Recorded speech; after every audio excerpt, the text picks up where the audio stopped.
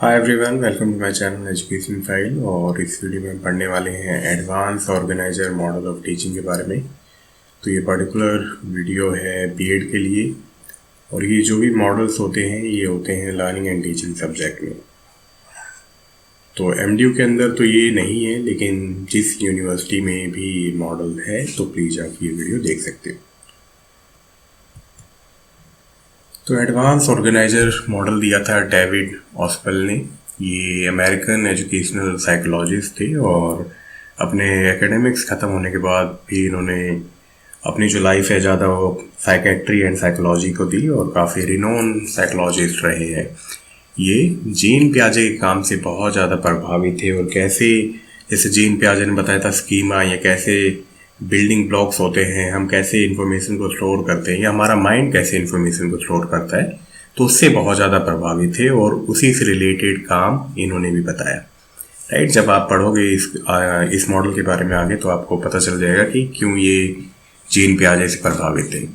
तो इनका primary concern क्या था ऑस्पेल का, कि ये चाहते थे टीचर्स को हेल्प करना, कि कैसे टीचर चीज़ों को ऑर्गेनाइज करें और कन्वे करें जो भी लार्ज अमाउंट ऑफ इंफॉर्मेशन है एक मीनिंगफुल एंड एफिशिएंट वे में। इसके लिए इन्होंने कहा ये मॉडल क्या करता है, बच्चों के कॉग्निटिव स्ट्रक्चर को स्ट्रेंथन करता है, उसको और ज़्यादा मजबूत करता है। कैसे? तो इन्होंने कॉग्निटिव स्ट्रक्चर को इस तरह से डिफाइन किया कि knowledge regarding a particular subject matter at any time and how clear, stable and organized it is। है ना, जैसे कि हमारे माइंड में क्या होते हैं, ऑलरेडी बिल्डिंग ब्लॉक्स होते हैं किसी भी चीज को लेके, और इन्फॉर्मेशन किस तरह से आ रही है कि उसमें जो नया बिल्डिंग ब्लॉक है वो भी सेट हो जाए। ठीक है, हमारे माइंड में ऐसे ही प्रोसेस चलती रहती है, ऐसे ही नई इन्फॉर्मेशन स्टोर होती रहती है। इसी को इन्होंने कहा था स्टूडेंट्स कॉग्निटिव स्ट्रक्चर, मतलब कॉग्निटिव स्ट्रक्चर कैसा है। राइट, और कॉग्निटिव स्ट्रक्चर क्या है, किसी भी पर्टिकुलर चीज को लेके हमारे मन में उसके लिए क्लियर, स्टेबल, ऑर्गेनाइज इंफॉर्मेशन कैसी है। राइट, देन इन्होंने एक और चीज कही, इन्होंने क्या कहा कि कोई भी जो सब्जेक्ट है, किसी भी तरह की नॉलेज है, वो कैसे कनेक्ट है, वो एक चेन ऑफ कॉन्सेप्ट के जरिए कनेक्ट है। ठीक है, और हमारे माइंड में भी इसी तरह से स्टोर है। सपोज करो, सिंपल सी बात है, आप ये मॉडल पढ़ रहे हो तो आपके मन में पहले से है ना कि ये बीएड में सब्जेक्ट है teaching and learning. Teaching and learning के अंदर मॉडल्स होते हैं, उन्हीं मॉडल्स में से ऑस्पेल का मॉडल है। तो सभी चीज़ें आपस में बहुत ज़्यादा कनेक्ट हैं। ठीक है, चेन ऑफ कॉन्सेप्ट्स है, और यही चेन ऑफ कॉन्सेप्ट्स बनाते हैं हमारी नॉलेज। ठीक है, अगर कभी भी इनमें कोई दिक्कत होती है तो हम चीज़ों को याद या बता नहीं पाते हैं, और ये होता है कई बार केस में, एक्सीडेंट हो जाते हैं, दिमाग में चोट लग जाती है, तो जो भी ये कनेक्शंस हैं वो लॉस्ट हो जाते हैं। राइट, तो हमारा माइंड क्या करता है, प्रीवियस नॉलेज के साथ नई नॉलेज को भी कनेक्ट करता रहता है, और अगर टीचर इनको बहुत अच्छे ढंग से प्रोवाइड कर रहा है तो एक अच्छी चेन बनाने में, एक अच्छा कॉन्सेप्ट बनाने में, कॉन्सेप्ट को इंटरलिंक करने में टीचर की भूमिका बहुत बढ़ जाती है। तो यही इसकी इम्पोर्टेंस ऑस्पेल ने बताई। राइट, जो भी हमें पता है ना, वो इसीलिए पता है क्योंकि पहले बहुत ज़्यादा काम हो चुका है हमारी हिस्ट्री में। जितने भी साइंटिस्ट रहे, जितने भी एजुकेशनिस्ट रहे, या जिसने भी बहुत अच्छा अच्छा काम किया अपनी अपनी फील्ड में, और जो इन्फॉर्मेशन हमें आज है वो उन्हीं के बदौलत है। राइट, तो थैंक्स टू एवरीवन। चलो, अब ये मॉडल बेसिकली है क्या, ये मॉडल है वर्बल लर्निंग प्रिंसिपल के बेस पे ये मॉडल लिया गया है। तो वर्बल लर्निंग प्रिंसिपल में तीन चीज़ें होती हैं, तीन कंसर्न्स होते हैं। क्या होते हैं कि how knowledge is organise, knowledge को कैसे ऑर्गेनाइज किया जाए, हाउ द माइंड वर्क, कैसे माइंड काम करता है, और किस तरह से नई इन्फॉर्मेशन को उसमें इंटीग्रेट किया जाए। ठीक है, how teacher can apply the knowledge, teacher कैसे नॉलेज को अप्लाई करेगा और बच्चों के सामने प्रेजेंट करेगा, कैसे इंस्ट्रक्शन होगी। ठीक है, तो इसी मॉडल के बेस पे, इन 3 मॉडल्स के बेस पे ही ये जो ऑस्पेल का मॉडल है एडवांस ऑर्गेनाइजर मॉडल, इसमें क्या होता है ना, बेसिकली हमें जो पढ़ाना होता है उसके बारे में हम पहले ही एक ओवरव्यू सा दे देते बच्चों को on the basis of their previous knowledge.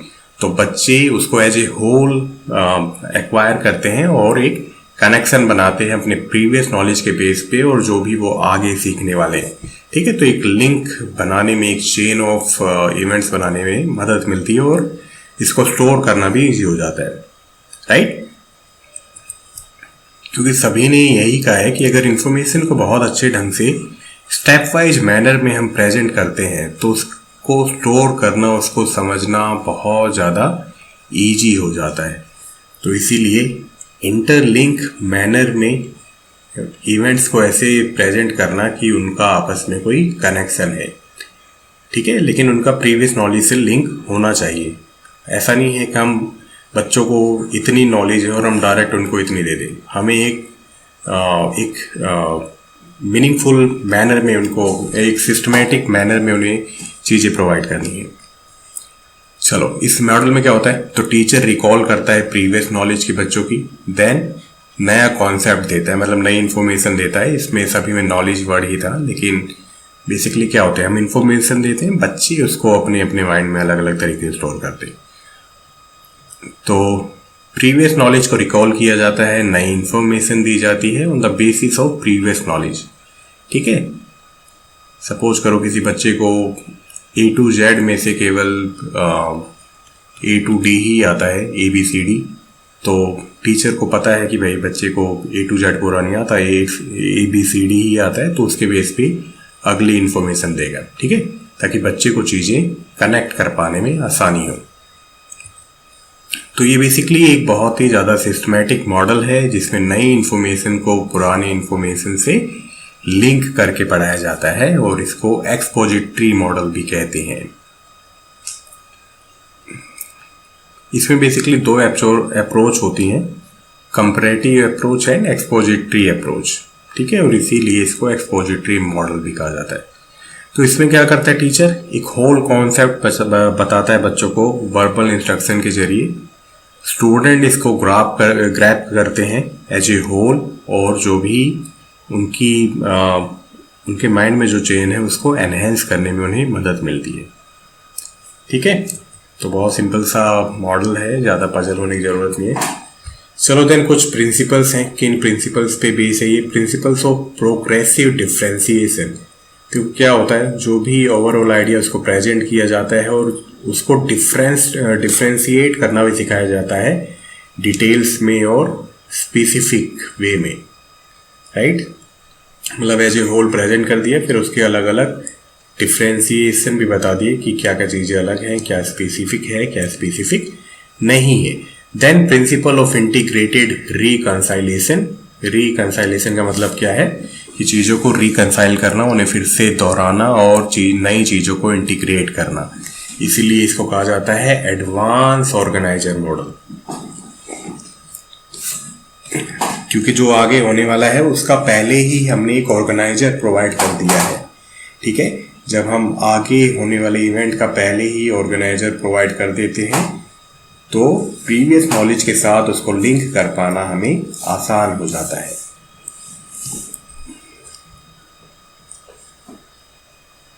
Organiser basically क्या होता है कि आगे काम क्या होने वाला है ना। जब हमें पता है आगे क्या काम होने वाला है और हमें प्रीवियस नॉलेज भी है, तो हम अपने आप उसमें लिंक बना लेते हैं, एक चेन बना लेते हैं। ठीक है, और वो हमारे माइंड में अच्छे से स्टोर रहती है इंफॉर्मेशन। चलो, सभी मॉडल में कुछ बेसिक एलिमेंट होते हैं। ये ग्लेजर मॉडल नहीं भाई, ये ऑस्मल मॉडल है, क्योंकि चीज़ें सेम होती तो सेम सा कॉपी कर लेता हूँ अपनी पीपीटी से पुरानी। ये है एडवांस ऑर्गेनाइजर मॉडल, तो प्लीज़ इसके लिए कमेंट मत करना मुझे। तो देखो, सब मॉडल में ये बेसिक स्ट्रक्चर होता है, फंडामेंटल एलिमेंट्स होते हैं, फोकस और aim, syntax, principle of reaction, social system, support system, application. तो वन बाय वन पढ़ते हैं। फोकस क्या है इसका, कि to enhance the cognitive structure among student, है ना, बच्चों का कॉग्निटिव स्ट्रक्चर और ज़्यादा बढ़ाना और ज़्यादा एनहेंस करना। नॉलेज को प्रोवाइड करना, कॉन्सेप्ट और फैक्ट्स प्रोवाइड करना, अलग अलग जो भी सब्जेक्ट हैं, जो भी टॉपिक्स हैं उनसे रिलेटेड। बच्चों को ये भी सिखाना कि किस तरह से चीज़ों को अरेंज करना है और कैसे नॉलेज को बिल्ड करना है अपने प्रीवियस नॉलेज के बेस पे। प्रीवियस नॉलेज को रिकंसाइल करना, फैक्ट्स को एक्सप्लेन करना और नई नॉलेज को प्रेजेंट करना या इंटीग्रेट करना पुराने के साथ। ठीक है। ये है फोकस, ये है सिंटैक्स, होता है स्ट्रक्चर। तो पहला फेज क्या है, एडवांस ऑर्गेनाइजर ही प्रोवाइड करना कि कैसे चीज़ें होंगी आगे। फेज 2 में है कि लर्निंग मटेरियल को प्रेजेंट किया जाता है। लर्निंग मटेरियल कुछ भी हो सकता है, लेक्चर्स, डिस्कशन, फिल्म्स, एक्सपेरिमेंट, या आपका लेक्चर भी है ना, मतलब आप जो भी बता रहे हैं। फेज 3 में होता है जो भी ये चीज़ें प्रोवाइड करें उसी को और ज़्यादा स्ट्रेंथन किया जाता है, उनकी कॉग्निटिव ऑर्गेनाइजेशन को और ज़्यादा एनहेंस किया जाता है। अगर क्लैरिफिकेशन की ज़रूरत होती तो टीचर और ज़्यादा क्लैरिफाई करता है, राइट। और एक्टिविटी इस तरह से डिज़ाइन होती है कि सभी कुछ क्लियर और स्टेबल मैनर में फॉलो होता रहे, ठीक है। जो भी बच्चों की क्लैरिटी है, स्टेबिलिटी है, जो भी नया लर्निंग मटेरियल है उसको लेके ये सभी चीज़ें और ज़्यादा एनहेंस हो, कॉन्सेप्ट मेकिंग और ज़्यादा एनहेंस हो।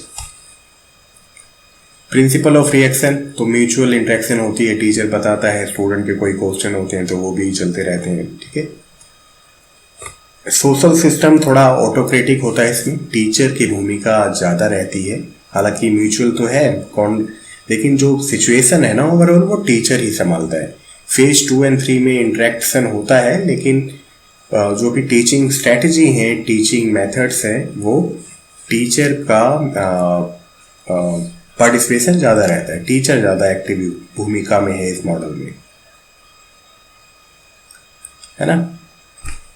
क्योंकि जो भी नॉलेज एक्विजिशन है वो बच्चों की क्यूरियोसिटी और डिजायर्स पे तो डिपेंड है, लेकिन टीचर का ये है कि वो कैसे क्यूरियोसिटी और डिजायर्स को एनहेंस करता है।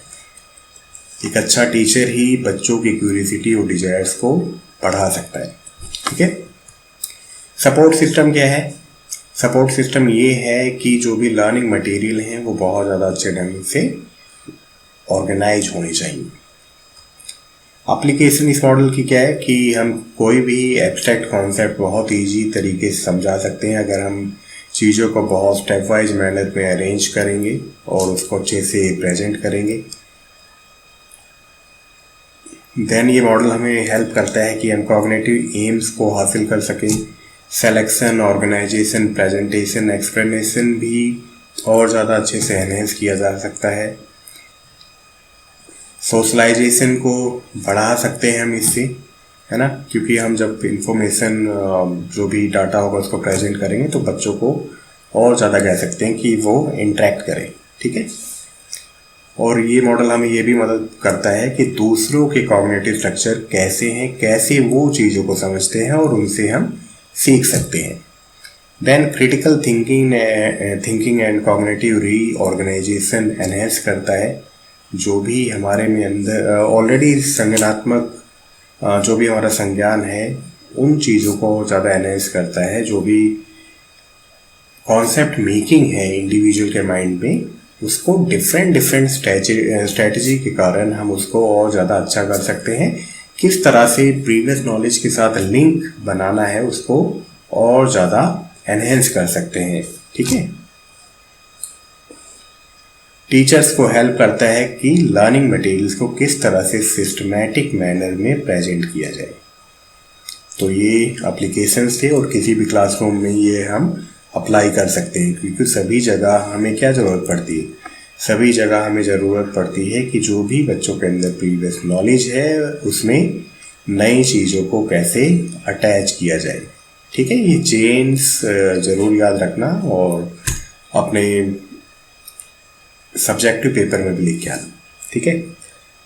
तो इस वीडियो में इतना ही था, मिलते हैं नेक्स्ट वीडियो में। Till then bye, take care.